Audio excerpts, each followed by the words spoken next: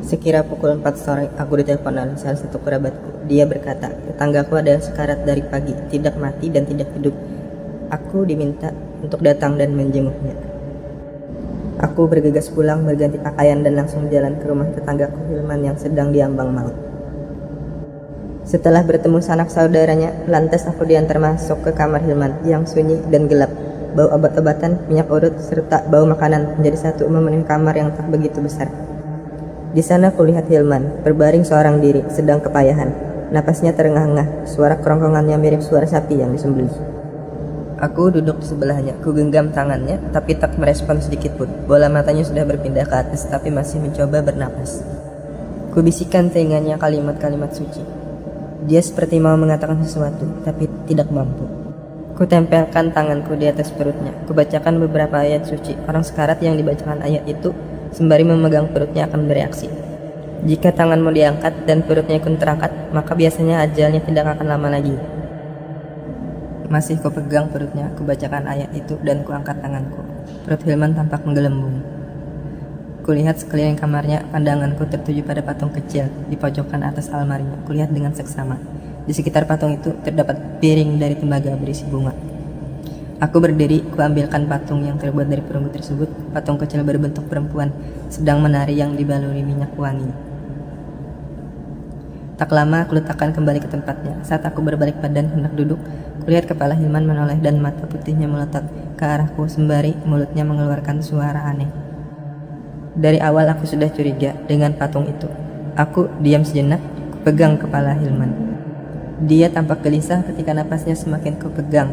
Kepalanya tersengal, kulepaskan sejenak. Kupanggil keluarganya untuk ikut membaca ayat-ayat suci di sebelahnya. Keluarganya menangis sesegukan sambil mengusap wajah Hilman. Aku memimpin bacaan tersebut yang diikuti oleh keluarganya. Lantunan doa menggema di kamar Hilman. Bacaan ayat suci saling bersautan dari keluarganya. Aku menghentikan bacaanku sementara keluarganya masih terus membaca.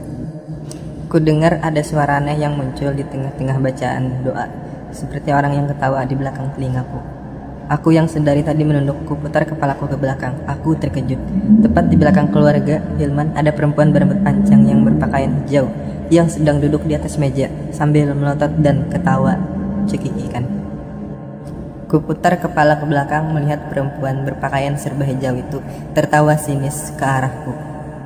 Aku kembali menghadap Hilman yang sedang tak karuan menanti ajalnya.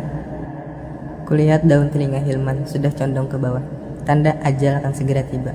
Sementara keluarganya tetap mengiringi dengan doa dan derayan air mata. Selang beberapa saat, Hilman tampak diam dengan mata terbuka. Tanda-tanda vital kehidupan sudah tak ada lagi. Kupegang tangannya telah dingin membeku. Imbasnya, kupegang pelan pundak ibunya sambil kukatakan sabar dan menerima. Ibunya menangis histeris, sedangkan kakaknya menangis sambil bersandar di tembok kamar dengan tangan menutupi wajahnya. Aku keluar, berjalan ke musola, memberitahu penjaga untuk mengumumkan kematian Hilman.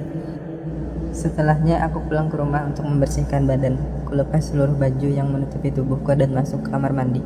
Kunyalakan shower, berdiri di depan kaca sembari berpikir tentang apa yang aku alami. Kumandangan azan maghrib menggema bersamaan dengan ramainya rumah Hilman. Bendera kematian telah terpasang di jalan di depan rumahnya. Kursi untuk memandikan jenazah telah tertata rapi, begitu juga bak air besar sudah terisi. Kudatangi kamar Hilman. Tubuhnya sudah tertutup kain putih dari kepala hingga ujung kaki. Sekilas kulihat patung kecil itu masih bertengger di atas lemarinya. Begitu juga piring tembaga di sampingnya yang berisi bunga. Kuambil piring tersebut, bunga itu telah layu dan kering, yang sebelumnya tampak segar.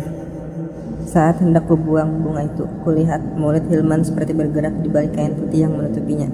Dengan cepat kubuka penutup wajahnya. Tidak ada apapun di sana dan mulutnya masih tertutup. Jenazah Hilman mulai dimandikan.